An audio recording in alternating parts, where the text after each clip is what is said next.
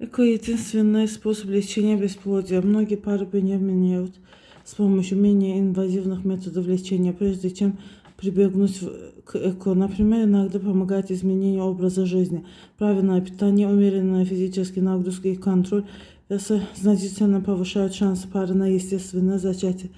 Bir de həkim var, Türk həmişə o deyir ki, paketli gıdalardan vaz keçmək, sigara varsa bırakmak, böyle şeyler. Bir il onu probe edirsiniz. Ekoya başlamak istememişten önce yani alınabilir normal halda. Eğer bu sağlıklı hayat tarzını dəstəkləyə bilsəz. Часто внутриматочная инсеминация является первым шагом в лечении бесплодия. Также хирургическое вмешательство, например, при непроходимости фаллопиевых труб, миоме или эндометриозе может восстановить естественную фертильность. Хочется отметить психологическую помощь и поддержку на пути к родительству, которая влияет на психоэмоциональный фон или при попытках зачать ребенка. Часто дети, рожденные с помощью процедуры ЭКО, нездоровы.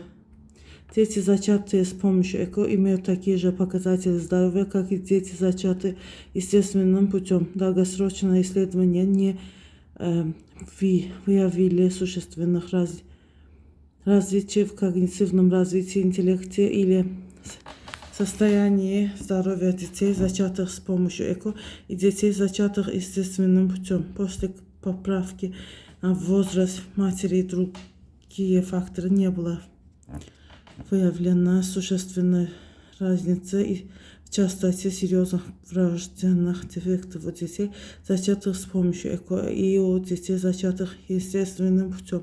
Более того, такие достижения в области ЭКО, как преимплантационное генетическое тестирование, помогают выявлять генетические аномалии у эмбрионов, повышая вероятность рождения здорового ребенка. ЭКО — это всегда эмоциональная и физическая травма. ЭКО может быть непростой процедурой, но благодаря достижениям медицины и психологической поддержки этот процесс стал более управляемым. К примеру, извлечение яйцеклеток проводится под легкой седацией или анестезией, поэтому процедура безболезненная. Гормональные инъекции делаются с помощью маленьких игл, что вызывает легкий дискомфорт, но не сильную боль. Эмоциональное состояние может быть разным. Некоторые пары испытывают стресс, в то время как другие хорошо справляются с ситуацией при должной поддержке. ЭКО приводит к многоплодной беременности. Раньше при ЭКО подсаживали несколько здоровых эмбрионов, чтобы повысить шансы на рождение живого ребенка.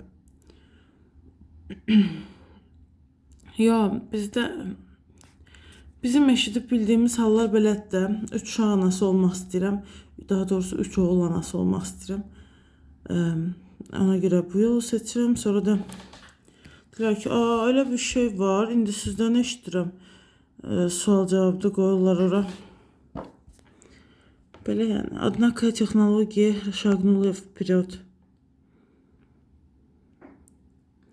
Перенос одного эмбриона снижает риски, связанные с беременностью, такие как преждевременные роды, низкий вес ребенка при рождении и осложнения, как у матери, так и у ребенка.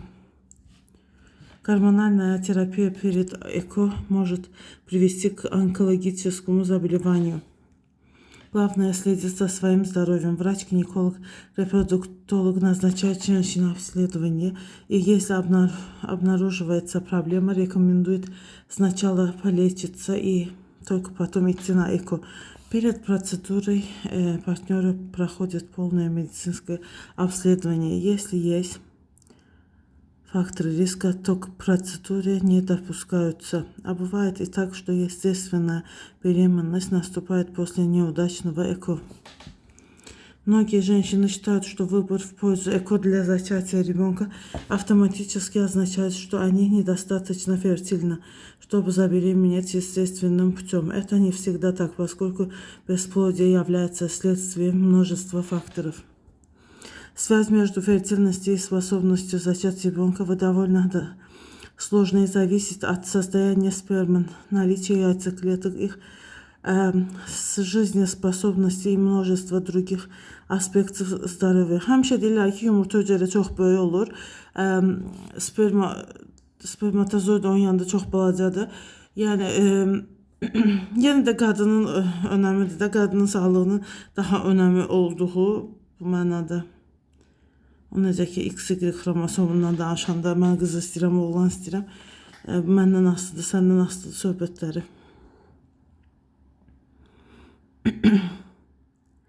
Жизнеспособности и множество других aspektов. Çocuk olmaması cütlüğün problemidir. Bütün hallarda eləsi var ki bizdə alınmır, amma hərə öz digər partnyoru ilə alındıra bilir də, yəni ayrılıb yenisinin. Ona görə yenə də nikah öncəsi sağlamlıq yoxlamasının önəminə gəlib çıxırıq. Bir də ki, güya ki yoxlasaq desələr ki, şey deyil, biz ayrıldıq. Güya elə hallar çox olur, az olur. Onu o prosesdə görənlərdən soruşmaq lazımdır.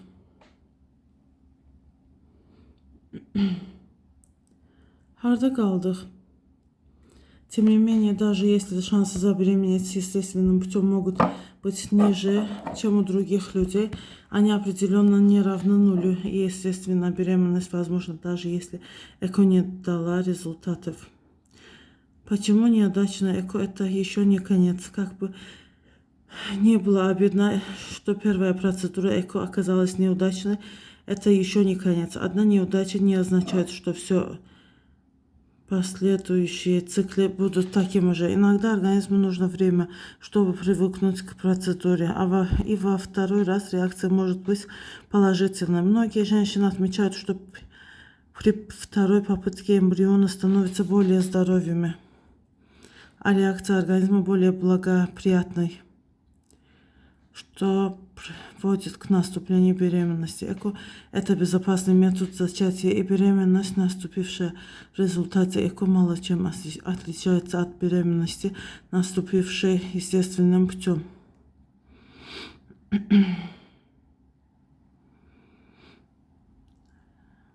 Хотя ЭКО сопряжено с некоторыми рисками,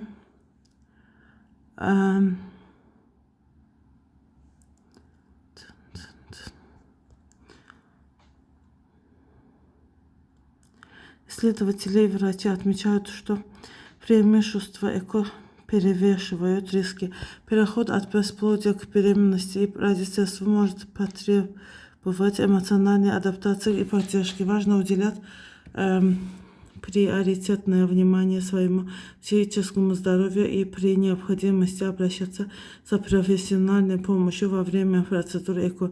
Клиники по лечению бесплодия часто располагают доступными ресурсами. И помните, что страх перед ЭКО часто бывает необоснован, а вот достоверная информация помогает понять и принять взвешенное решение, учесть возможные риски, найти альтернативы, а также почувствовать себя полноценными участниками всего процесса. И все это дает чувство контроля и позволяет приобрести спокойствие и сделать путь к родительству более осознанным.